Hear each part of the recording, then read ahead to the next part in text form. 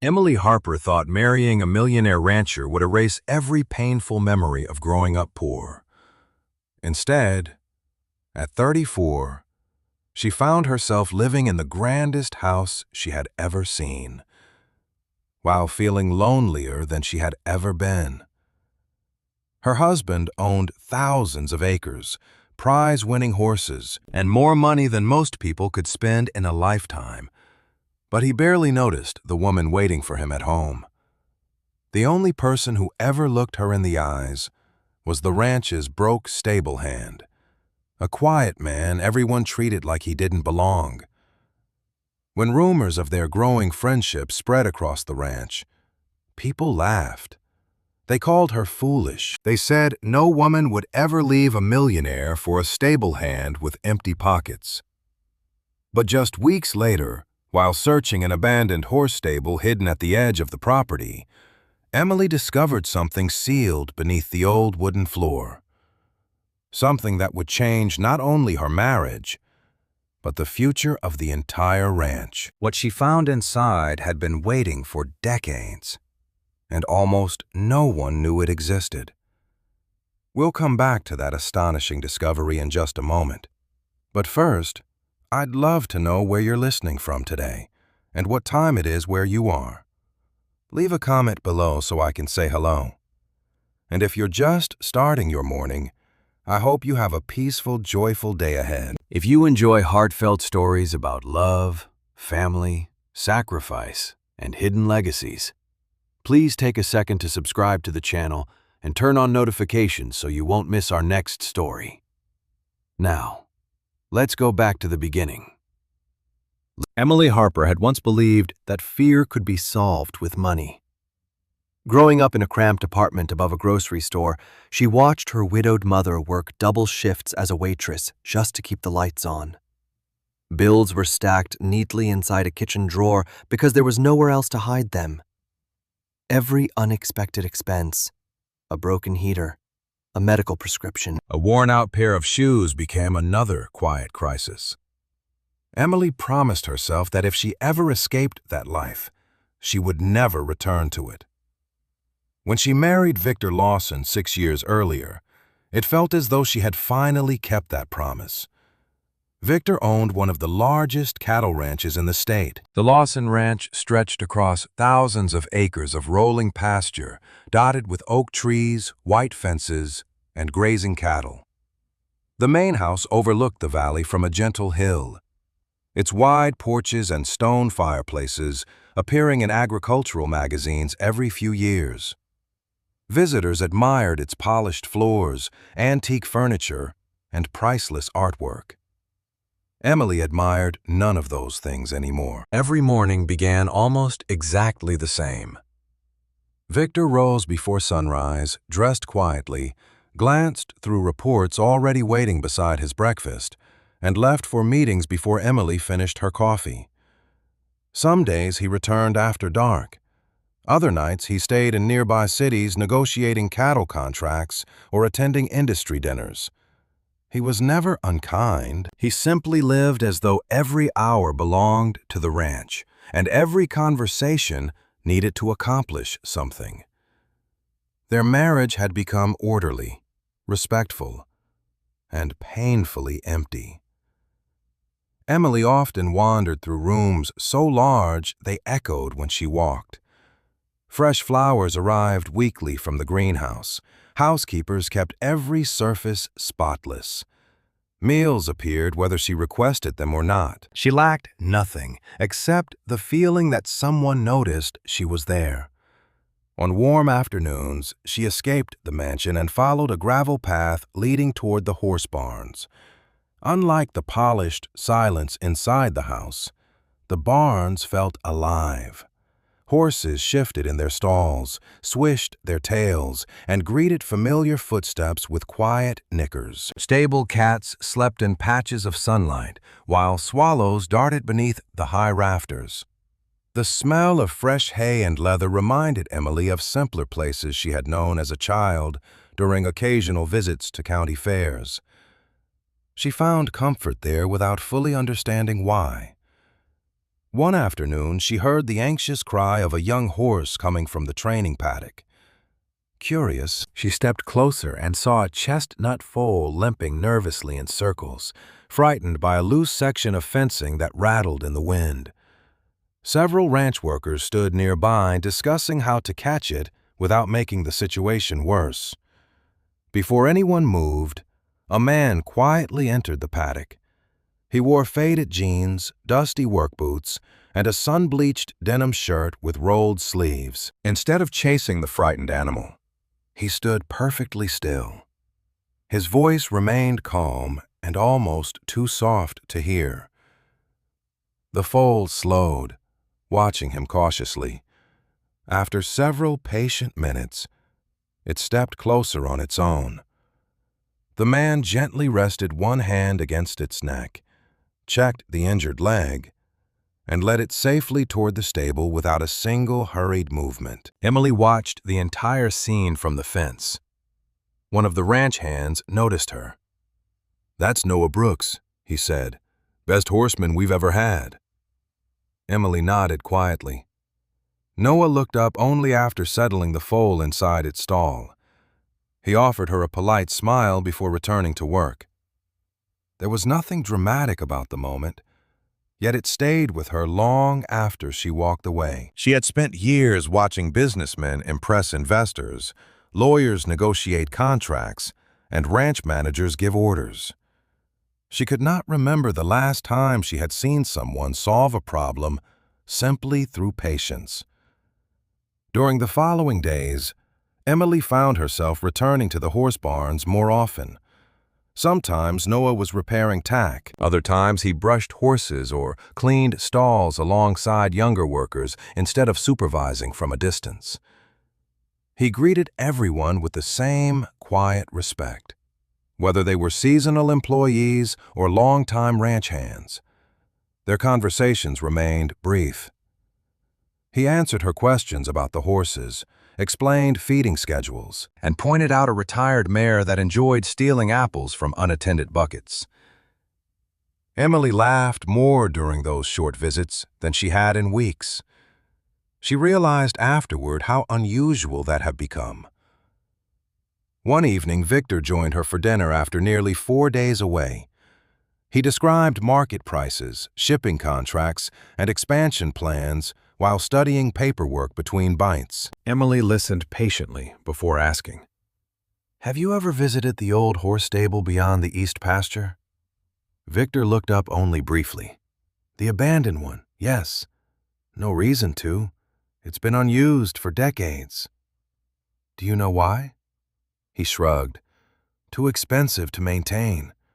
We built newer barns years ago." Then his attention returned to the reports waiting beside his plate. The conversation ended there. The next afternoon, curiosity led Emily farther across the ranch than she had ever walked before. Beyond the active barns and fenced paddocks, a narrow trail wound through tall grass toward a forgotten corner of the property. Maple trees shaded the path, their leaves whispering softly in the late summer breeze. At the edge of an open meadow stood the abandoned stable Victor had dismissed so casually. Time had weathered the once beautiful building. Its white paint had faded to gray. Vines climbed the outer walls, and several windows were boarded shut. Yet the structure remained sturdy. Stone foundations supported thick wooden beams that had clearly been built to last. The surrounding pasture had long since returned to wild grass and scattered wildflowers. Emily stepped closer. Brushing leaves away from the entrance, the old stable felt strangely peaceful rather than neglected. Dust floated through narrow shafts of sunlight inside the doorway. Empty stalls lined the walls. Rusted lantern hooks still hung from support posts. Someone had cared deeply for this place once. She slowly walked around the outside of the building, tracing weathered boards with her fingertips. Near the front entrance, she stopped. Above the stable door hung an old iron horseshoe darkened by decades of rain and sun. Unlike everything else, It had been carefully nailed in place. 3 unfamiliar initials had been carved into its surface by steady hands many years before.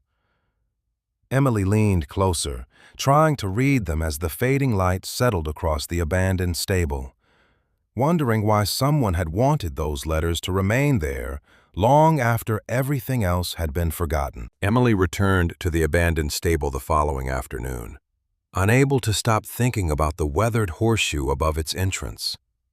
The 3 carved initials remained a mystery. They did not match Victor Lawson's name or anyone she recognized from the ranch. She stood beneath the doorway for several moments before stepping inside once again. Sunlight filtered through cracks in the old wooden walls, illuminating floating dust that had settled undisturbed for years. Empty stalls stretched along both sides of the stable. Leather tie rings still hung from sturdy oak posts, polished smooth by generations of horses. Someone had swept the building regularly long ago. Even abandoned, it carried an unusual sense of order. Emily wandered slowly from one stall to the next, imagining the sounds that had once filled the quiet building. The gentle stamping of hooves, the rustle of hay, the voices of ranch hands greeting one another before sunrise. She paused beside a worn wooden feed bin where faint scratches marked the edge. Countless hands had opened and closed it over the years. It reminded her that every old building had once been full of ordinary days before it became history. As she stepped back outside, she noticed Noah leading 2 horses along the nearby pasture trail. He smiled politely when he saw her standing beside the stable. "Most people don't come out this far," he said. Emily glanced toward the weathered building. "It feels different from the rest of the ranch." Noah nodded. "It is." He tied the horses to a nearby fence before walking closer. "The newer barns are built for efficiency. This one was built when horses were still the heart of everything." Emily looked back toward the old entrance. "Do you know whose initials those are?" Noah followed her gaze to the iron horseshoe. "I've wondered about them myself." "No one knows." He smiled faintly. "People have guesses, nothing more." Emily traced one finger across the rough wood of the doorway. "Victor said the stable was abandoned because it cost too much to maintain." Noah hesitated before answering. "That's the practical explanation." "And the other one?" "Every old ranch has stories."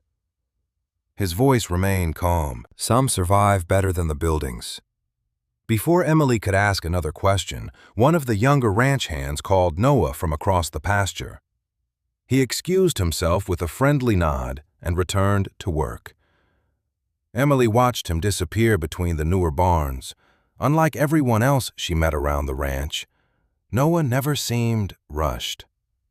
He listened before speaking. Even simple conversations left her feeling unexpectedly at ease. Over the following week, visiting the horse barns quietly became part of Emily's daily routine. Some mornings, she helped brush the older horses while Noah explained their different personalities. One stubborn gelding refused to leave his stall unless spoken to first. A retired mare expected an apple every afternoon and would search every pocket if she suspected someone had forgotten. Emily found herself laughing at stories that would have sounded ordinary anywhere else. Somehow they did not feel ordinary there. The barns offered something the mansion no longer did: conversation without obligation. Victor spent even less time at home that week. A large cattle acquisition required meetings in 3 different counties, and he left before dawn on Monday with plans to return late Friday evening. His phone calls were brief, always ending with discussions about schedules, suppliers, or upcoming guests. Emily never doubted that Victor respected her. She simply wondered whether respect alone could sustain a marriage. On Thursday afternoon, Noah invited her into the small workshop beside the active stables while waiting for a farrier to arrive. The building was modest compared to the ranch house, with rough pine walls, neatly organized tools, and shelves filled with leather tack waiting for repair. A cast-iron stove stood in one corner beside a battered coffee pot. The room carried the comforting scent of cedar shavings and saddle soap. Emily's attention settled on a collection of framed photographs hanging above the workbench. Most showed horses from different decades, but several included smiling ranch workers standing together outside the old stable. The building looked freshly painted in those pictures, surrounded by flower beds and wagons rather than weeds. "Those are beautiful," Emily said softly. Noah walked over beside her. "Some belonged to my grandfather. He worked here before I did." Emily studied one photograph showing children gathered beside ponies while older men repaired fencing in the background. "Everyone looks happy." Noah smiled. "Granddad always said the horses remembered those days better than people did. Do you know when these were taken?" "Mostly 40 or 50 years ago." Emily noticed the same carved horseshoe hanging above the stable entrance in nearly every photograph. Whatever the initials meant, they had been important enough to remain there through generations. Before she left, Noah carefully dusted one of the frames with a clean cloth. He handled the old photographs with quiet respect, as though preserving something more valuable than memories alone. That evening, Emily visited Martha Lawson, Victor's 74-year-old aunt, who lived in the original ranch house a short distance from the main residence. Martha preferred the smaller home where she had grown up, filling it with quilts, family books, and handmade furniture collected over decades. She welcomed Emily with fresh tea and warm biscuits before noticing the thoughtful expression on her face. "Something's on your mind," Martha said kindly. Emily smiled. "I've been spending time near the old stable." Martha set down her teacup. "Have you? It feels like people remember it differently than Victor does." Martha looked toward the window for several quiet seconds. "Your husband knows the ranch as a business." She folded her hands. "Older generations knew it another way." Emily leaned forward slightly. "What do you mean?" Martha's smile carried both affection and sadness. Long before board meetings and cattle contracts became the center of ranch life, people measured this place differently. How? By the lives that passed through it.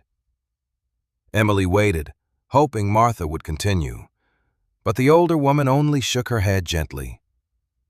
"Some stories deserve to be found instead of told." The answer stayed with Emily all evening. The next afternoon, she returned to the abandoned stable carrying a small flashlight and work gloves. She had no intention of disturbing anything important. She simply wanted to look more carefully. Inside, dust covered every surface. Several loose boards shifted beneath her boots as she examined the old tack room near the rear wall.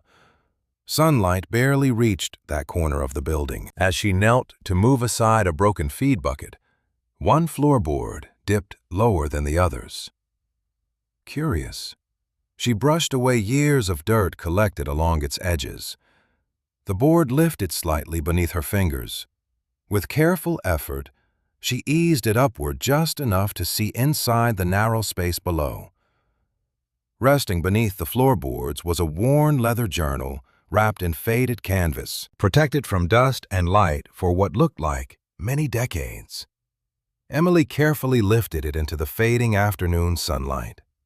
Her heartbeat quickening as she realized someone had hidden it there on purpose. Emily carried the leather journal back to the mansion, tucked carefully inside a canvas tote, protecting it from dust and the warm afternoon breeze.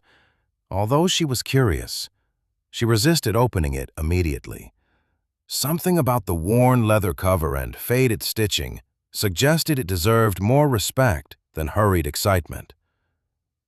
After dinner, when the house had grown quiet and Victor was still away on another business trip, She settled beside the library window with a lamp glowing softly over the pages. The leather creaked gently as she opened the cover. The first page contained only a name written in careful script: Samuel Lawson. Beneath it appeared a date from nearly 80 years earlier. Emily recognized the Lawson surname immediately, but she had never heard Victor mention anyone named Samuel. She turned the page. The opening entries were practical, describing weather, horse feed, fence repairs, and newborn foals. Yet even those ordinary notes felt different from the business reports Victor reviewed every evening. Samuel wrote about each horse as though describing an old friend, rather than valuable property. One mare refused to sleep unless another horse occupied the neighboring stall. A nervous colt finally accepted a bridle after weeks of patient handling. Another entry celebrated a retired workhorse simply because it enjoyed carrying local children around the pasture after chores were finished. Emily smiled without realizing it. The journal carried warmth she had not expected. As the entries continued, the ranch itself slowly came into focus. Samuel rarely measured success by cattle prices or expanding acreage. Instead, he celebrated repaired barns after storms, healthy foals, successful harvests, and neighbors helping one another through difficult seasons. One sentence caught Emily's attention. A ranch grows strongest when every family standing upon it knows they belong here. She read the line twice before continuing. The following morning, she returned to the abandoned stable before visiting the active barns. Noah was repairing a saddle beneath the shade of the workshop porch when she approached.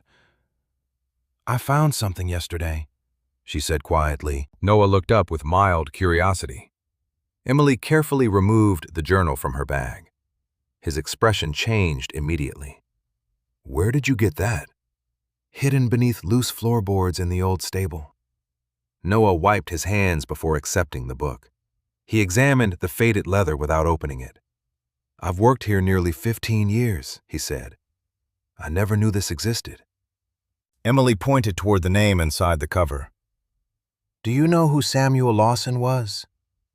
Noah shook his head slowly. "Only bits and pieces." He handed the journal back. "Granddad mentioned an older Lawson who loved horses more than cattle. I never learned much beyond that." They sat together outside the workshop while Emily shared several passages she had copied into a notebook. Noah listened quietly, smiling whenever Samuel described a horse's stubborn habits or a successful recovery after illness. "He sounds more like a horseman than a businessman," Noah observed. "That's exactly what I thought." Their conversation drifted naturally toward the animals grazing nearby. Noah explained how horses remember gentle treatment long after fear disappeared. Emily admitted she had begun recognizing individual personalities among the stable horses. She found herself speaking more openly with Noah than she had intended, not because he asked many questions, but because he never interrupted her answers. When one of the ranch workers arrived needing help with a loose horseshoe, Noah excused himself with an apologetic smile. Emily remained outside for several minutes, watching him calm another restless horse, using the same patient confidence she had noticed during their first meeting. That evening, she visited Martha Lawson again, carrying the journal wrapped carefully in its canvas cloth. Martha looked at the cover before Emily even spoke. A look of quiet recognition crossed her face. "Where did you find this?" she asked softly. "Under the floor in the old stable." Martha rested one hand against the worn leather. "I wondered if it still existed." Emily leaned forward. "You knew about it?" "I knew Samuel kept journals. I never knew where he hid them." Emily opened to the first page. "Victor never mentioned him." Martha smiled sadly. "Most younger members of the family speak about founders, land purchases, and business growth. Samuel cared about different things." Emily showed her several passages describing neighbors gathering after storms and horses recovering from injuries. Martha nodded as she read. That sounds like him. Who was he? Martha closed the journal gently before answering. Victor's grandfather. Emily looked surprised. Then why have I never heard his name? Martha looked toward the window where evening sunlight stretched across the fields. Because families remember the stories they find useful. Samuel wasn't interested in becoming wealthy.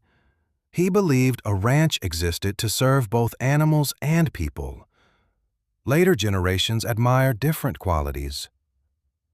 Emily considered those words in silence. Martha continued carefully. No one speaks badly about him. They simply stopped speaking much at all. Over the following week, Emily continued reading several pages each day. Samuel described local children learning to ride horses, neighboring ranchers sharing equipment during difficult seasons, and workers remaining on the ranch long after retirement because they had nowhere else to go. He recorded birthdays, weddings, and quiet acts of generosity alongside ordinary ranch work. The journal rarely mentioned profits. It mentioned people constantly. Emily found herself looking differently at the Lawson Ranch each time she walked its familiar paths. The active barns, the pastures, even the stone walls seemed connected to lives she had never imagined. She shared many of the entries with Noah during short conversations between his daily chores. Their friendship deepened almost without either of them noticing. They still spoke mostly about horses, ranch history, and the journal itself. Yet Emily increasingly found reasons to visit the barns rather than remaining inside the mansion. Noah never asked personal questions about her marriage. Emily appreciated that restraint more than she expected. One afternoon, they stood together beside the abandoned stable while Noah repaired a broken gate hinge. Emily rested against the weathered fence, reading another journal entry aloud. Samuel had written about helping a neighboring family rebuild after a severe windstorm destroyed their barn. Some things are worth more when shared, the final sentence read. Noah looked toward the old stable. Feels like he believed that about almost everything. Emily nodded. Including this place. She closed the journal and noticed several pages near the back had been torn away cleanly. The missing section was too neat to have happened by accident. Someone had deliberately removed part of Samuel Lawson's story before hiding the journal beneath the floorboards. Emily gently turned the remaining pages, wondering what had once filled the empty space and why someone had wanted those final entries to disappear. The torn pages troubled Emily more than she expected. For 2 days, she carried Samuel Lawson's journal with her, rereading the entries before and after the missing section, as though the surrounding words might reveal what had been removed. The final complete passage described several families arriving at the ranch during a season of poor harvests. The next surviving entry jumped forward nearly a year and mentioned a celebration inside the old stable, but offered no explanation of what had happened between those moments. Emily showed the gap to Noah one quiet morning beside the workshop. He studied the torn binding carefully. These weren't lost, he said. Someone cut them out. That's what I thought. Emily glanced toward the abandoned stable beyond the pasture. Maybe the missing pages were hidden somewhere else. Noah followed her gaze. That building has more corners than it looks like. They agreed to inspect it after his afternoon chores were finished. Emily returned shortly before sunset, carrying gloves, a flashlight, and a small cloth to protect anything fragile they might find. Noah brought a pry bar, a hammer, and a lantern from the workshop. Inside the stable, the fading light turned the empty stalls into long shadows. Dust covered the floor, and every step produced a dry creak beneath their boots. They began near the loose boards where Emily had discovered the journal. checking the surrounding planks for other hidden spaces. Most were firmly nailed down. A few lifted slightly, but revealed only packed dirt and old straw. Noah examined the walls while Emily searched the tack room shelves. They found rusted hooks, broken buckles, and a row of faded labels that had once identified bridles and harnesses. Nothing explained the missing pages. Samuel knew this place well, Emily said. If he wanted to protect something, where would he put it? Noah looked along the rear wall. Somewhere a worker would notice, but a visitor wouldn't. He pressed his palm against several boards, listening for changes in the sound. Near the last stall, one section answered with a hollow knock. They removed an old rack mounted across it and found 2 boards cut more evenly than the others. Noah worked the pry bar carefully beneath the edge. The wood resisted at first, swollen by years of damp weather, then loosened with a low groan. Behind it was a narrow storage compartment built between the stable wall and an outer support beam. Dusty bundles filled the hidden space from floor to shoulder height. Emily raised the lantern while Noah pulled out the first stack. It contained horse registration books bound with string. The pages listed names, markings, ages, and medical notes for dozens of animals. Unlike modern records, each entry included personal observations.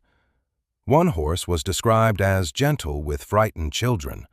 Another was noted for standing quietly beside injured workers.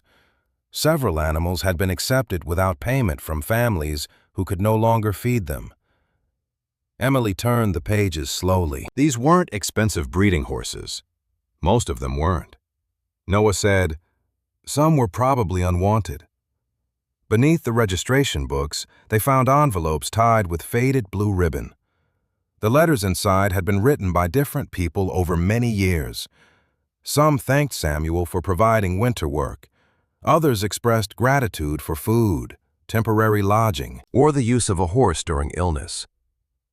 The handwriting varied from careful script to uneven pencil marks. One letter came from a mother who wrote that her husband had been injured and that the ranch had kept their children from going hungry. Another came from a young man thanking Samuel for teaching him stable work after no one else would hire him. Emily read the final line twice before lowering the page. Victor has always said the ranch survived because the family made good business decisions. Noah placed the letter gently back inside its envelope. Maybe that's only part of how it survived. They continued emptying the compartment. Near the bottom lay several photographs wrapped in oilcloth. Emily recognized the old stable immediately, though in the pictures its walls were freshly painted and every stall appeared occupied. Families stood outside beside horses, wagons, and stacks of feed. Some wore work clothes patched at the knees. Others held infants or rested hands on the shoulders of young children. Their expressions were tired, but many were smiling. In one photograph, Samuel Lawson stood near the stable entrance with his sleeves rolled above his elbows. He was not positioned in the center like an important owner. He stood among the workers, one hand resting on the neck of a thin gray horse. Above him hung the same iron horseshoe still nailed over the doorway. Emily turned the photograph over. Several family names were written on the back, along with a short note. New beginnings. Autumn gathering. These people weren't guests, she said. They lived here. Noah nodded, or stayed until they could leave. The discovery affected him more deeply than he said. Emily saw it in the care with which he arranged the photographs and in the way he paused over the names. His grandfather might have known some of those families. Perhaps his own connection to the ranch reached further back than either of them understood. They carried the records to an old work table and organized them by type. The task took longer than expected because many pages had become brittle. Emily held the lantern while Noah separated damp papers using the edge of a clean cloth. Their shoulders occasionally touched in the narrow space, and each time Emily became aware of how comfortable silence felt beside him. There was no pressure to perform, no need to explain why the discovery mattered to her. Noah seemed to understand, without asking. The next morning, Victor returned from his business trip earlier than expected. He found Emily at breakfast with dust still caught beneath one fingernail and a stack of copied notes beside her coffee. "You've been spending a great deal of time near the old stable," he observed. His tone was calm, but more attentive than usual. Emily closed her notebook. "We found records hidden inside the wall. Noah helped me inspect it." Victor's expression changed only slightly. "That building isn't safe. Rotten boards, rusted nails, unstable beams." Noah checked the structure. "He's a stable hand. Emily, not an engineer." She looked at him across the polished table. "The records show that families once lived and worked there. Samuel helped people who had nowhere else to go." Victor unfolded his napkin. "Old ranches collected old stories. Most of them sound better after several decades. These are letters, photographs, registration books. They're not stories someone invented. Then preserve them if you like." He reached for his coffee. "But don't let a neglected building become an obsession." The word stung more than Emily expected. Victor had noticed her interest, but not why it mattered. He saw danger, inconvenience, and wasted time. She saw proof that the ranch had once been warmer than the house she lived in now. That afternoon, she returned to the abandoned stable alone, determined to finish checking the hidden compartment. Noah joined her after completing his work, and together they removed the last bundle of records. The compartment appeared empty until Noah shone the flashlight toward the bottom. A narrow gap opened beneath the rear plank. They pulled away a warped strip of wood and discovered a recessed space extending under the floor of the old feed room. Emily knelt while Noah cleared away packed dust and fragments of straw. Something solid lay beneath them. With both hands, he lifted out a small wooden box, darkened by age.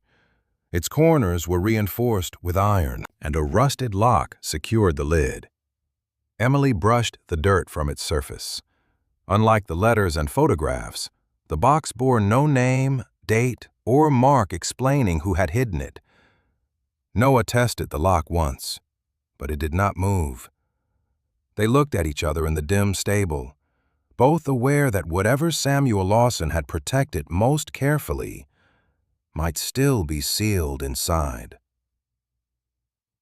Noah carried the locked wooden box to the workshop, where the light was better and the tools were close at hand. Emily followed with the lantern and the old records gathered carefully against her chest. Neither of them spoke much as they crossed the pasture. The box felt important, not because it looked valuable, but because someone had hidden it deeper than everything else. In the workshop, Noah placed it on the workbench and examined the rusted lock. "If I force it, the wood may split," he said. Emily rested the records beside him. "Can you open it without damaging it?" "Maybe. It'll take patience." She smiled faintly. "You seem to have plenty of that." Noah glanced at her, and for a moment the quiet between them felt warmer than it should have. Then he turned back to the lock. He applied oil, worked a narrow tool beneath the corroded mechanism, and stopped whenever the wood creaked. Emily held the box steady while he loosened the metal piece by piece. Their hands came close several times, and each time she became aware of how carefully he avoided touching her. After nearly an hour, the lock released with a dull snap. Noah lifted the lid slowly. Inside were bundles of folded papers tied with twine, several thin account books, and a cloth pouch filled with old brass tags. Emily opened the first ledger. The pages listed names, dates, work assignments, and modest weekly payments. Some entries included extra notes. Food provided, room in east cabin, doctor paid, winter boots for children. "These aren't regular payroll records," she said. Noah leaned beside her. "No, they're help records."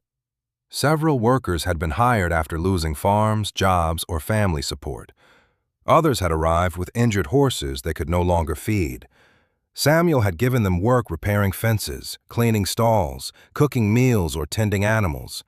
Some stayed only weeks. Others remained for years. The next bundle contained donation records. Samuel had provided sacks of flour, firewood, medicine, horse feed, and small cash loans, often without asking for repayment. Emily traced one line with her fingertip. "He paid for a child's surgery." Noah read the note beneath it and never entered it as a debt. They opened another book filled with family names that matched the photographs found inside the stable wall. Beside several were simple remarks left with 2 healthy horses. Found work in town. Purchased small farm. Returned to help new families. The ranch had not merely employed struggling people, it had helped them begin again. Emily felt something tighten in her chest. She had grown up believing survival depended on escaping poverty alone. Her mother had accepted every extra shift because there had been no Samuel Lawson offering shelter or work. The thought made the records feel painfully personal. Victor talks about the ranch as if every acre exists because the family was smarter than everyone else, she said. Noah closed one of the ledgers gently. Maybe Samuel believed land was only useful when it helped someone stand back up. Emily looked toward the workshop window. Beyond it, the mansion rose on the distant hill, bright and immaculate under the afternoon sun. It suddenly seemed less like proof of success and more like a monument to everything that had been forgotten. They spent the rest of the day organizing the documents. Emily copied fragile pages while Noah matched names to photographs. The brass tags in the pouch belonged to horses that had been taken in during difficult years. Many were marked rescued, surrendered, or retired. One tag bore the name Mercy. Another read Second Chance. Emily held it in her palm for a long time. "He named the horses after what people needed," she said, "or what he hoped they'd find." Noah replied. When Victor returned that evening, Emily carried several ledgers into the dining room. He was reviewing cattle projections beside his untouched meal when she placed them on the table. "We opened the box," she said. Victor looked at the dusty books, then at her. "I told you that building wasn't safe." It was full of records showing what this ranch used to do. She opened a ledger to the employment lists. Samuel hired families who had nowhere else to go. He housed them, fed them, and gave them work. Victor scanned the page without picking it up. That was a different era. He rescued horses people abandoned, and today we run a commercial cattle operation. Does that make what he did meaningless? Victor's expression hardened, though his voice remained controlled. "No, it makes it history." Emily sat across from him. History tells us what people valued. History also explains why businesses fail. He finally closed the report in front of him. Samuel was generous. Later generations had to make the ranch profitable enough to survive. Maybe survival wasn't his only goal. Victor leaned back. "Emily, generosity is easier to admire when someone else pays for it." The words stung. These people weren't numbers to him. and they cannot become your responsibility now. He pushed the ledger back toward her. Preserve the records. Donate them to a local museum if you like, but don't confuse sentiment with purpose. Emily gathered the books slowly. Perhaps the ranch has confused profit with purpose. Victor looked at her with genuine surprise. For once, she did not soften the statement. She carried the ledgers upstairs, feeling the distance between them more clearly than ever. She had married Victor because his world promised security.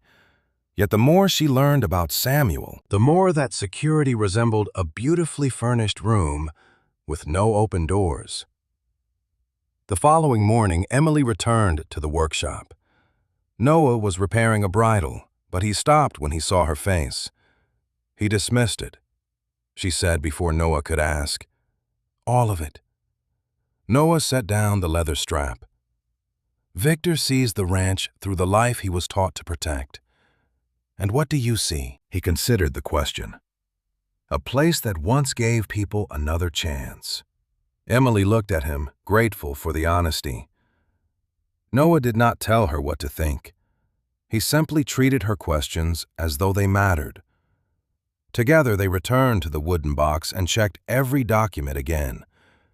Near the bottom lay a thin, false panel, almost invisible beneath a layer of faded cloth. Noah lifted it carefully with the edge of a screwdriver. A single sealed envelope rested beneath it.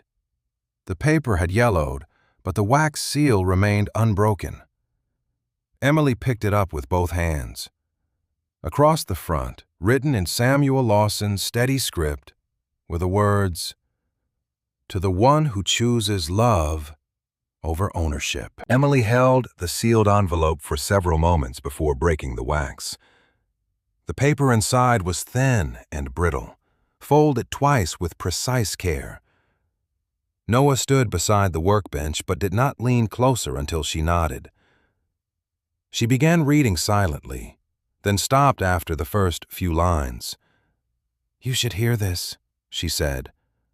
Her voice was softer than usual. She unfolded the page fully and read aloud. Samuel Lawson had written that land. Horses and money could all be owned, but people could not. He warned that possession often disguised itself as protection, especially when wealth gave one person the power to decide how another should live. A home built on obedience, he wrote, was only a comfortable cage. The letter urged its future reader to choose dignity over appearances, compassion over pride, and love over ownership, even when the cost was high. Emily reached the final paragraph and paused. Samuel had written that true freedom did not begin when someone received permission to leave. It began when they believed they were worthy of choosing their own life. The workshop fell silent after she finished. Outside, a horse struck one hoof against the packed ground, and leather tack creaked gently in the breeze. Emily lowered the letter.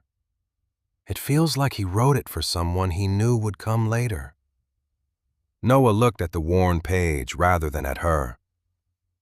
Maybe he knew the ranch would change, or the people in it. She folded the letter carefully, but her fingers trembled.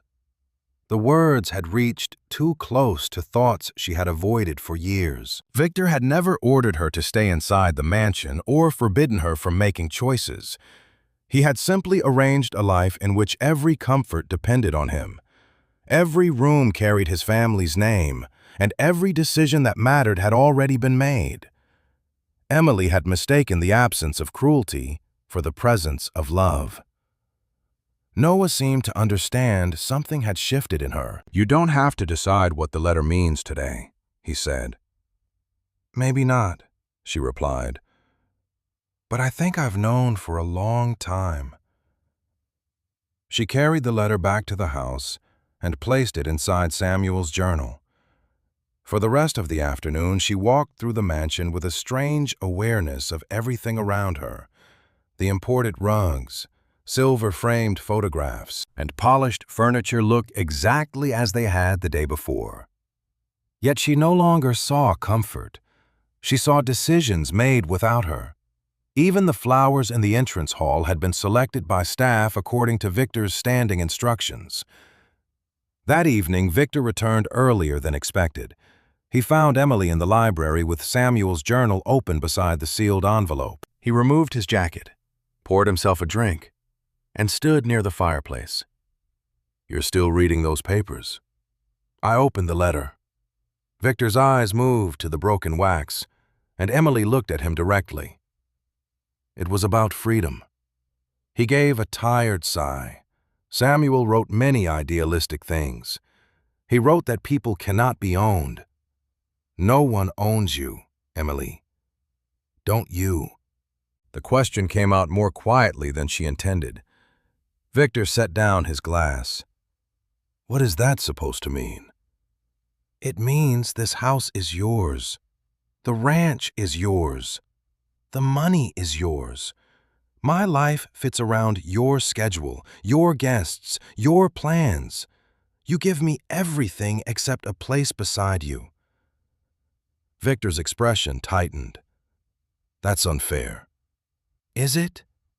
I have provided you with stability, respect, and every comfort you could ask for. I didn't ask for most of this. You chose this life. Emily flinched because the words were true. She had chosen it, but she had chosen based on fear. At 28, security had seemed indistinguishable from love. I chose what I thought would keep me safe, she said. That isn't the same as choosing happiness. Victor crossed the room slowly. Has Noah been putting these ideas in your head? No. Her answer was immediate. He has never spoken against you. But you spend every day with him because he listens. Victor's jaw tightened. For the first time, anger appeared beneath his usual control. He is an employee. He is a person. I am aware of that. Then stop saying it as though his position makes his feelings less important. Victor stared at her for a long moment. When he spoke again, his voice was lower. What exactly are you trying to tell me? Emily looked down at the journal. She wanted to offer a simple answer, one that would preserve the peace and postpone the truth. Instead, she said, I don't feel at home here anymore. Victor's face changed. The anger faded, replaced by something closer to injury. This is your home?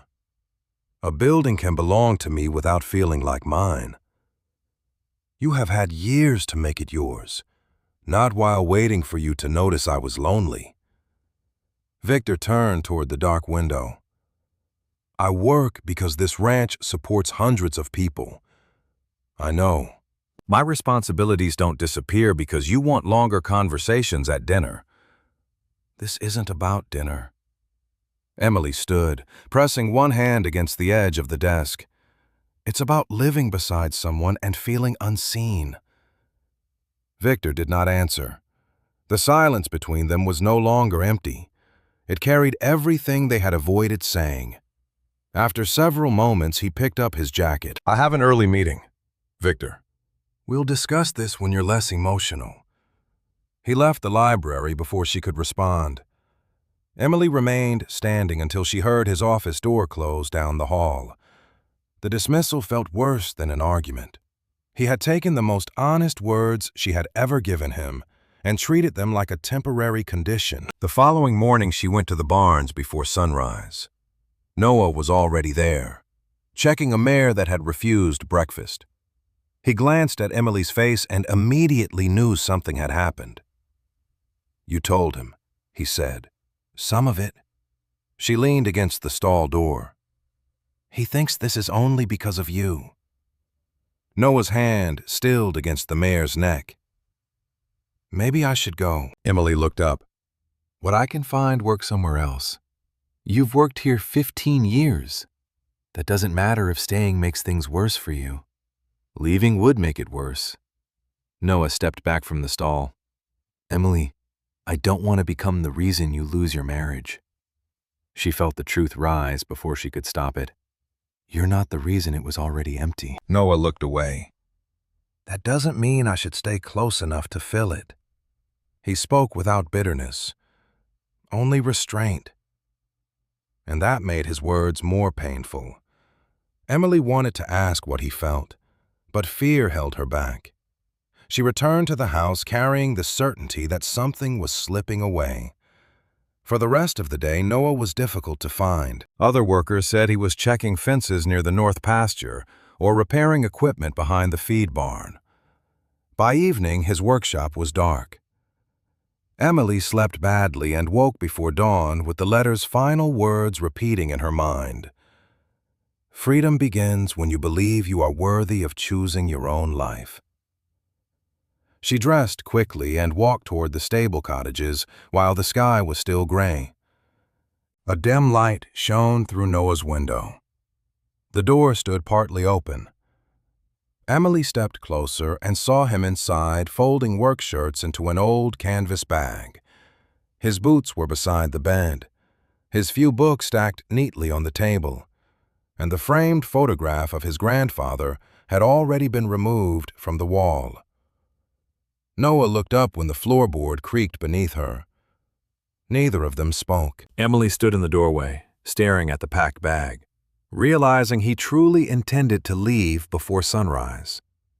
Emily stood in the open doorway without speaking. The early morning air carried the scent of damp earth and fresh hay. But inside Noah's small cottage, everything felt still. The packed canvas bag rested beside the table, and the empty space on the wall where his grandfather's photograph had hung made the room seem even barer than before. Noah looked at her for several seconds before lowering his eyes. "You shouldn't be here," he said quietly. Emily stepped inside anyway. "You're really leaving?" He nodded once. "Before the ranch wakes up. Without saying goodbye? Goodbyes only make leaving harder." She looked around the modest room. There was a narrow bed, a worn wooden table, 2 chairs, a bookshelf holding only a handful of novels and horse manuals, and a cast-iron stove that had clearly seen many winters. It was smaller than the dressing room inside the mansion, yet somehow it felt more honest than any room she had lived in for years. "You don't have to do this," she said. Noah rested one hand on the back of a chair. "I do." "Because Victor misunderstood. Because he's your husband?" Emily shook her head. "That's not enough anymore." Noah's expression remained calm, though she could see the struggle behind it. "Emily, I've spent weeks pretending I didn't notice what was happening." She looked at him. "What was happening?" You smiled again. His voice was barely above a whisper. "The first time I saw you near the barns, you looked like someone carrying a weight too heavy to put down. Then little by little, you laughed with the horses, with Martha, sometimes even with me." He paused. "I told myself it meant nothing." Emily felt tears gathering before she realized she was crying. Noah continued carefully. "The day you brought Samuel's journal, I knew it wasn't only the history drawing you here anymore." She lowered her eyes. "I tried to ignore it too. That's why I have to leave." He picked up the canvas bag. "If I stay, eventually one of us will say something we can't take back." Emily looked directly at him. "Then don't leave." Noah froze. Neither of them moved for a long moment. "Emily, don't ask me to pretend anymore." She took one slow step closer. "For years I convinced myself gratitude was the same thing as love. I kept telling myself I had everything I ever wanted because I was afraid of becoming poor again." Noah closed his eyes briefly. "You're hurting." "I'm finally being honest." She drew a steady breath. "When I read Samuel's letter, I realized I wasn't afraid of losing the mansion. I was afraid of admitting I had been lonely inside it." Noah set the bag back on the floor. If you say this now, everything changes. It already has. He searched her face, looking for uncertainty. Emily, if you stay married to Victor, I will leave today. Not because I don't care about you, but because I do. She looked at him without hesitation. And if I don't stay? Noah's answer came slowly, as though every word carried responsibility. Then I'd spend the rest of my life trying to deserve the choice you made. Emily closed the distance between them until only a step remained. I love you. The words surprised her only because she had hidden them for so long. Noah looked down, then back into her eyes. I've loved you for weeks, he admitted softly, maybe longer. But I refused to let myself believe it could matter. Emily smiled through tears. It matters. He reached toward her, then stopped before touching her hand. Don't choose me because you're unhappy. I'm choosing the truth. After a long silence, Noah gently took her hand. Neither of them spoke again. They simply stood together while the first sunlight entered through the small window, knowing that whatever happened next could never be undone. Emily returned to the mansion shortly after sunrise. Every room looked exactly as it had the day before, yet she walked through it with unusual calm. Fear had shaped so many of her decisions that certainty now felt almost unfamiliar. She found Victor in his office reviewing contracts before another meeting. He looked up as she entered. You were out early. Emily closed the door behind her. We need to finish the conversation we started. Victor removed his reading glasses and waited. She remained standing. I've spent years trying to become the wife I thought you wanted. Emily, please let me finish. He nodded once. I respect you, she said. You've never tried to hurt me. You've given me security, kindness, and a home. She paused. But you never truly shared your life with me. Victor folded his hands across the desk. I believed providing for us was sharing it. I know. Her voice remained gentle. I don't blame you for believing that. Silence settled between them. Finally, she continued. But I can't keep living as though comfort is enough. Victor looked at her steadily. Is this about Noah? Emily did not avoid the question. It's about the life I've been pretending was enough. Answer me honestly. She took a slow breath. Yes. Victor lowered his eyes for several moments. When he finally spoke, his voice carried exhaustion rather than anger. Do you love him? Emily answered quietly. Yes. The single word filled the room more heavily than any argument could have.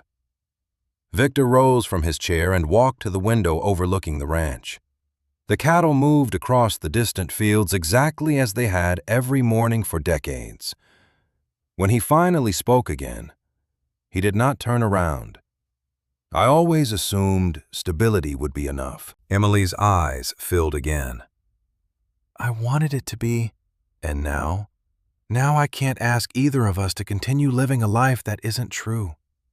Victor remained silent for a long time. When he finally faced her, there was unmistakable sadness in his expression, but no hatred. I won't beg you to stay. Emily lowered her head. I'm sorry.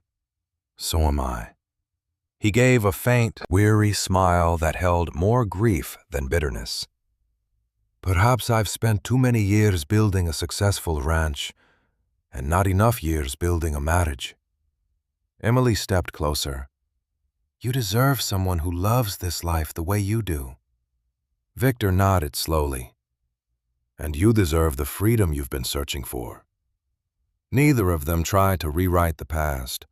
Neither accused the other. Some losses could not be repaired by finding someone to blame. Emily quietly returned upstairs. She packed only clothing, a few books, photographs of her mother, Samuel's journal, the letter, and the records they had discovered inside the stable. She left behind jewelry, expensive handbags, and nearly everything Victor had purchased during their marriage. House staff watched silently as she carried one medium-sized suitcase through the front hallway. Martha met her on the porch. Without asking questions, the older woman embraced her. "Be brave," she whispered. Emily nodded through tears.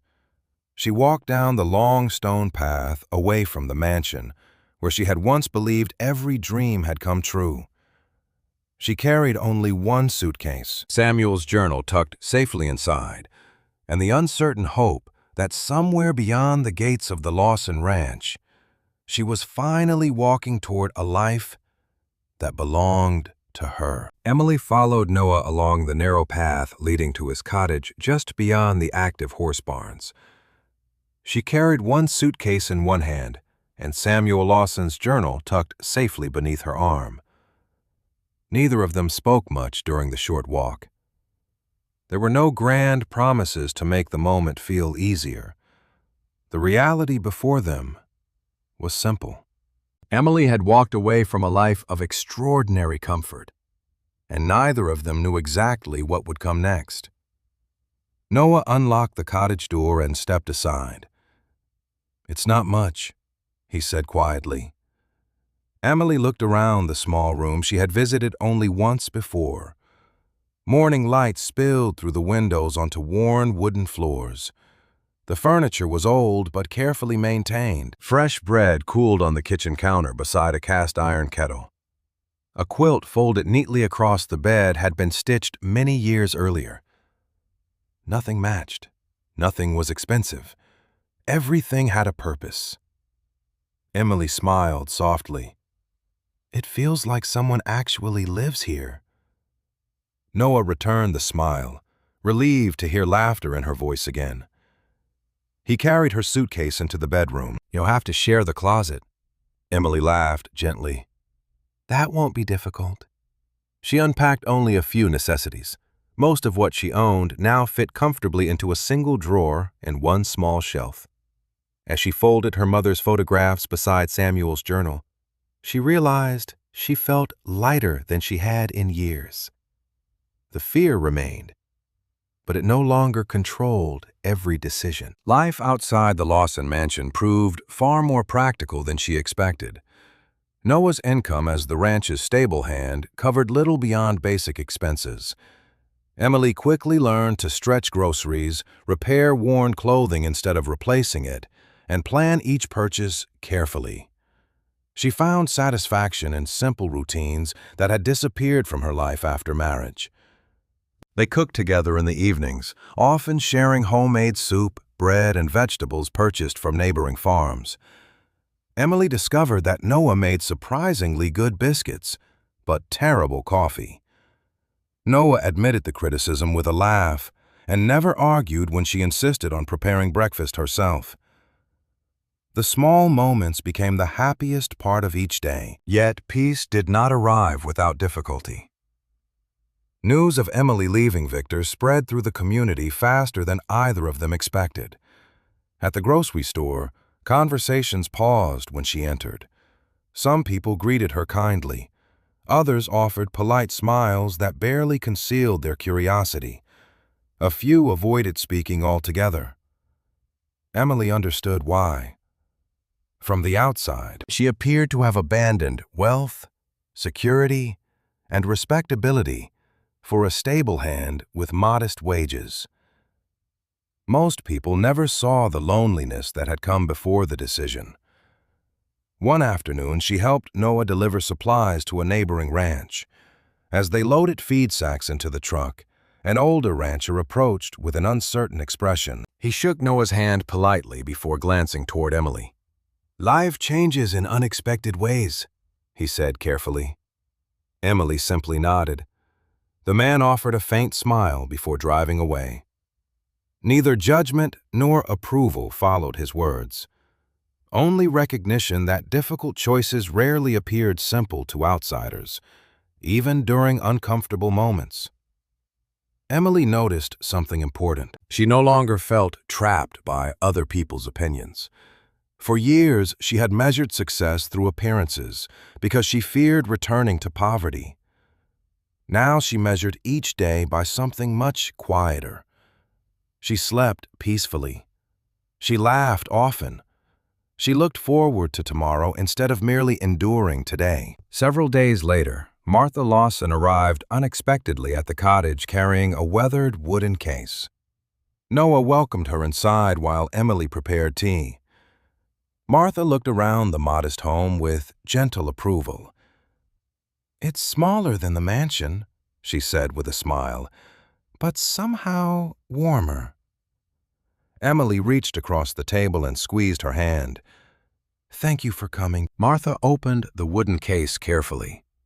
Inside lay several folded maps, brittle papers, and one aging notebook unlike the journal Emily had already found. "I've been sorting through old family records," Martha explained. "After you left, I remembered something Samuel once told my father." Emily leaned forward. "What was it?" "He said the stable still had one final story waiting inside it." Martha unfolded one of the maps across the table. It showed the original layout of the ranch decades earlier. Several buildings no longer existed, but the abandoned stable remained clearly marked, near its eastern wall. Samuel had drawn a tiny symbol Emily had never noticed before. Martha pointed toward it. "I always assumed it marked a drainage pipe." Noah studied the faded drawing. "It doesn't match the plumbing lines." Martha nodded. "Exactly." She reached into the case once more and removed a single handwritten note. Unlike Samuel's journal entries, this message appeared hurried, almost as though it had been written just before someone left. The note mentioned a sealed iron document tube placed safely inside the eastern stable wall so that future generations would one day understand the ranch's true purpose. Emily looked up immediately. "An iron tube." Martha nodded. "I believe that's where Samuel kept the papers missing from the journal." Noah spread the map flat again. "If the measurements are accurate, the space should still exist behind the feed room." Emily felt the same excitement she had experienced when discovering the hidden journal beneath the floorboards. But this felt even more important. They already knew someone had removed pages from Samuel's journal before hiding it. Perhaps those missing pages had never been destroyed at all. Perhaps Samuel himself had separated them deliberately. Martha carefully folded the map. "I thought these belonged with you now." Emily accepted the documents with both hands. "Thank you." The older woman smiled warmly. "Sometimes families inherit land." She glanced toward Samuel's journal resting on the nearby shelf. "Sometimes they inherit responsibility." After Martha left, Emily and Noah studied the map again until evening. The marked location matched a thick support wall inside the abandoned stable near the old feed room where they had already discovered the hidden wooden box. "We'll need proper tools," Noah said, "and we should be careful not to damage the wall." Emily nodded. If Samuel protected those papers this carefully, there must have been a reason. The following afternoon, they walked together toward the abandoned stable, carrying only a lantern, measuring tape, hammer, and small masonry tools borrowed from the workshop. The building stood as quietly as ever beneath the late afternoon sun. Dust drifted lazily through the doorway, while swallows circled beneath the weathered roof. Noah measured the interior wall against the markings on Samuel's map. "It should be here," he said, resting one hand against the old timber beside the feed room. Emily brushed away decades of dust and cobwebs from the stone foundation. After several careful measurements, Noah noticed one section where the wooden boards joined an unusually narrow strip of old masonry. He tapped gently along its surface. Most of the wall answered with a solid sound. Then one section produced a distinctly hollow echo. Emily looked at Noah. Neither of them spoke. They had heard that sound once before when searching the hidden compartment inside the stable wall. Noah picked up the small chisel, positioned it carefully between two weathered stones, and began removing old mortar one careful piece at a time. Noah worked patiently with the chisel until the final layer of brittle mortar crumbled away. Emily held the lantern close, careful not to cast harsh shadows across the narrow opening. After removing one loose stone, Noah reached into the cavity hidden inside the stable wall. His fingertips brushed cold metal. He slowly drew out a long iron document tube, sealed with a threaded cap darkened by decades of dust. The metal showed patches of rust, but remained remarkably intact. For several moments, neither of them spoke. Emily rested one hand against the old stone wall, realizing they were holding something Samuel Lawson had intentionally protected for generations. Noah carried the tube to the old work table inside the stable. He cleaned the threads carefully with a cloth before twisting the cap loose. The seal resisted at first, then gave way with a faint scrape. Inside rested several folded documents wrapped in oilcloth. Time had yellowed the paper, but had not destroyed it. Emily unfolded the first pages carefully. They matched the handwriting inside Samuel's journal. "These are the missing entries," she whispered. They spent the next hour reading together. The missing journal pages explained what had happened during the gap Emily had discovered weeks earlier. Years before, during the Great Depression, families from across the region had arrived at the Lawson Ranch after losing farms, jobs, and homes. Samuel had quietly transformed the ranch into a refuge. Empty stalls became temporary shelters. Unused buildings became workshops where people learned trades. Healthy horses too old for commercial work were retrained for families trying to rebuild small farms. Samuel described every decision with practical honesty rather than pride. He wrote that a ranch without compassion was only land surrounded by fences. Wealth meant little if neighbors were left hungry beyond the property line. Emily wiped away a tear before turning another page. The next document was Samuel's final letter, addressed to whoever would one day guide the future of the ranch. Unlike the shorter letter Emily had already found, this one explained his deepest hope. He never intended the Lawson Ranch to become a symbol of status or financial success. Profit mattered only because it allowed the ranch to continue helping others. Horses abandoned by owners who could no longer care for them deserved another chance. Families willing to work deserved one too. Samuel feared future generations might remember the growing business while forgetting the purpose that had inspired it. He ended with a simple request: protect people before profits, and the ranch will never lose its way.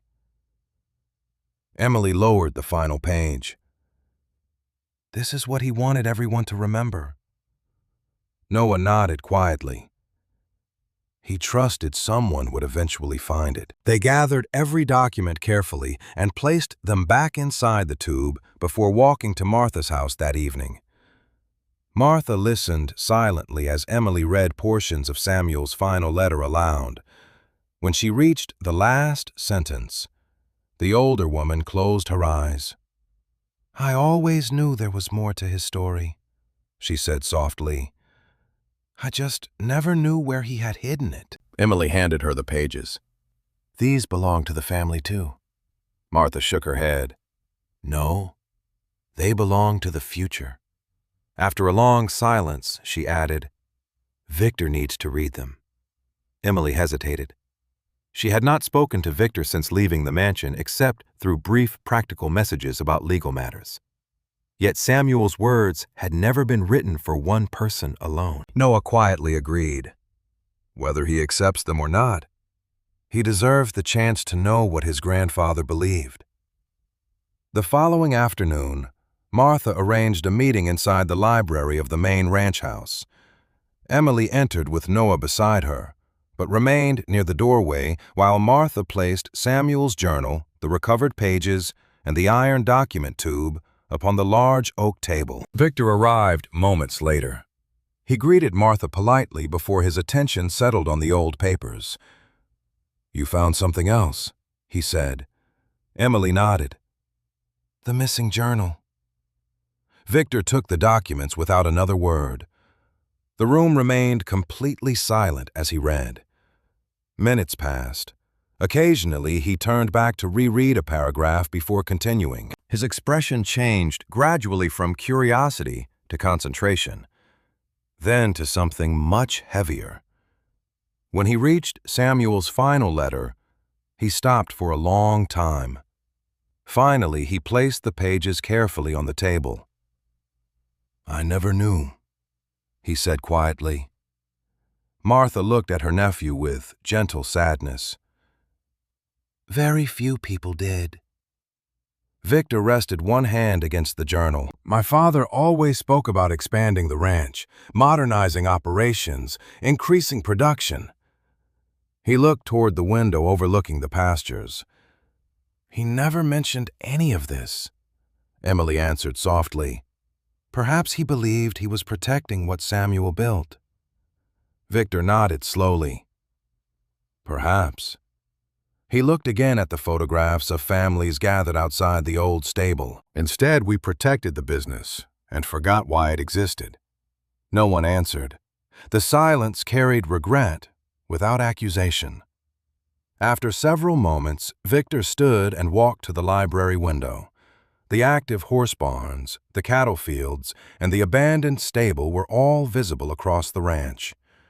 For years, he had measured success through efficiency, expansion, and financial stability. Samuel had measured it by lives restored. Both visions had kept the ranch alive, but only one explained why it had been built in the first place. Victor turned back toward Emily and Noah. "You were right to keep searching." Emily lowered her eyes. "We only followed Samuel's trail." Victor gave a faint nod. "And I stopped looking long ago." Martha quietly gathered the photographs, while Victor continued reading several passages a second time. When he finally closed the journal, he did so with unmistakable care. "This shouldn't disappear again," he said. "No," Martha replied. "It shouldn't." Over the following days, Victor asked to review every recovered record, employment ledgers, donation books, letters from grateful families, and horse registrations were spread across the library table. Ranch managers quietly assisted in organizing the material. Several longtime employees recognized family names among the photographs. Stories that had nearly vanished slowly returned through memory as well as paper. Emily watched from a respectful distance. She no longer felt responsible for convincing Victor of anything. Samuel's own words had accomplished that. One afternoon, Victor walked alone to the abandoned stable. He stood beneath the weathered horseshoe with its unfamiliar initials carved into the iron, and looked through the empty stalls where so many forgotten lives had once begun again. The building no longer appeared neglected. It appeared unfinished. That evening, he asked Martha, Emily, and Noah to meet him once more inside the old stable. The fading sunlight reached through the broken windows as they stood together near the hidden compartment where the records had been found. Victor looked around the aging structure before speaking. "For years, I believed preserving this ranch meant protecting its business." He rested one hand against one of the old support beams. Samuel believed preserving it meant protecting its purpose. Emily waited quietly. Victor looked toward the empty stalls one final time. I know what needs to happen next." He did not explain further. Instead, he turned toward the stable entrance and slowly walked outside, leaving the others standing in the quiet building, each wondering what decision he had finally made. 3 weeks later, notices appeared across the county announcing a community gathering at the Lawson Ranch. Ranch employees wondered whether Victor planned another business expansion or a livestock auction. Instead, when neighbors arrived, they found chairs arranged inside the restored clearing beside the abandoned stable. The weathered building still carried the marks of age, but broken windows had been repaired, loose boards replaced, and fresh white paint carefully applied without erasing its history. The old iron horseshoe remained above the entrance, exactly where Samuel Lawson had left it decades earlier. Emily stood quietly beside Noah near the edge of the crowd. She wore a simple blue dress that had belonged to her mother, while Noah stood in his clean work shirt and faded boots. Neither of them sought attention. Martha sat in the front row, with Samuel's journal resting carefully in her lap. Victor stepped forward as the conversations faded. He looked across familiar faces, ranch hands, neighboring farmers, local families, and several elderly residents who still remembered stories about the old stable from childhood. "For many years," Victor began, "I believed my responsibility was to protect this ranch by making it stronger as a business." He paused before continuing. "Recently, I learned that I inherited only part of my grandfather Samuel Lawson's vision." He held up the recovered journal. "These pages remind us that this ranch was never built only to raise cattle or earn profits. It was built to offer second chances." A quiet murmur moved through the crowd. Victor explained how Samuel had welcomed struggling families during difficult years, rescued abandoned horses, and believed meaningful work could restore both dignity and hope. He spoke honestly about discovering the hidden records rather than pretending he had always known the truth. When he finished, he looked toward the old stable. "Today I intend to honor the purpose my grandfather trusted future generations to remember." An attorney standing nearby handed Victor several documents. Victor signed them without hesitation before turning toward Emily and Noah. "Effective immediately," he said, "the original stable and the surrounding acreage will no longer be part of the ranch's commercial operation. They are being donated to a non-profit foundation dedicated to rescuing abandoned horses and providing vocational training for people rebuilding their lives." Surprise spread through the gathering. Emily looked at Noah, hardly believing what she had heard. Victor continued, "The foundation will preserve Samuel Lawson's legacy exactly as he intended." He turned toward Emily and Noah once more. "If they are willing. Emily Harper and Noah Brooks will oversee the restoration of the stable and guide its work into the future." Emily's eyes filled with tears. She had expected forgiveness to be difficult, perhaps impossible. She had never expected generosity. Noah stepped forward slowly. "Victor." Victor raised one hand gently. "This isn't a gift to either of you." He smiled with quiet sadness. "It's a promise to my grandfather that I should have understood much sooner." Martha stood and carried Samuel's journal to the entrance of the restored stable. Inside, workers had prepared a simple wooden display case with protective glass. She carefully placed the journal beside the recovered letters, photographs, horse registration books, employment ledgers, and Samuel's final message. A small bronze plaque beneath them read, "Samuel Lawson believed every person and every horse deserved another chance. May this place always remember why it was built." During the following months, the stable slowly came back to life. Volunteers repaired stalls, rebuilt fences, and planted flowers along the walkways exactly as they appeared in the old photographs. Retired carpenters donated time. Local veterinarians offered medical care for rescued horses. Families brought tools, lumber, blankets, and feed. Elderly residents shared memories that helped restore forgotten details of the building's original design. The project became larger than anyone expected because people recognized something familiar in Samuel's forgotten vision. Emily managed the foundation's daily operations, organized volunteer schedules, and welcomed every new family with the same kindness she had once found inside Samuel's journal. Noah trained rescued horses patiently, just as he always had, teaching young volunteers that trust could never be forced. Several teenagers who struggled to find direction discovered purpose caring for frightened animals. Older workers passed along practical skills that might otherwise have disappeared. The stable again became a place where people arrived carrying disappointment and slowly left carrying hope. Victor continued managing the commercial ranch, but he visited the foundation often. Sometimes he helped repair fencing. Other times he simply sat with Martha on the stable porch, watching children brush rescued horses.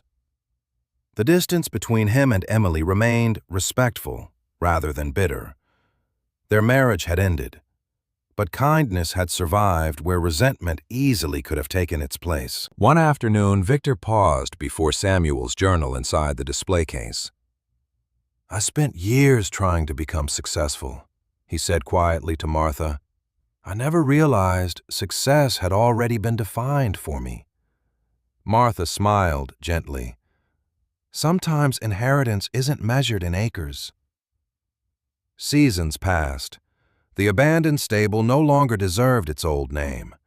Horses filled the stalls once again. Laughter echoed through the rafters. Families gathered for community meals several times each year, just as Samuel had once described. Visitors often stopped to read the journal before walking through the restored barns, leaving with a better understanding of what the Lawson Ranch had always been meant to become. Late one autumn afternoon, Emily and Noah stood together near the pasture fence, watching 3 rescued horses run freely across the open field. The sunlight turned the grass golden, and a cool breeze carried the familiar scent of hay through the valley. Emily rested her head lightly against Noah's shoulder. "Do you ever wonder what would have happened if I hadn't walked into the old stable that first day?" she asked. Noah smiled. "I think Samuel believed someone would eventually find it." Emily looked toward the restored building where volunteers welcomed another family arriving through the front gate. Children laughed as they reached toward a gentle gray mare waiting patiently beside the fence. For a long moment, she watched the life surrounding the stable, the conversations, the work, the quiet acts of kindness that asked for nothing in return. Years earlier, she had married a millionaire because she believed wealth could protect her from fear. Walking away had cost her a mansion, social approval, and the future she once imagined. Yet standing there beside Noah, she understood that none of those losses compared to what she had gained. She had found love that expected nothing but honesty, work that carried genuine purpose, and a community built upon compassion instead of appearances. She had once believed freedom came with wealth. Standing beside Noah as rescued horses ran across the open pasture, she finally understood that freedom had been waiting where love had quietly lived all along.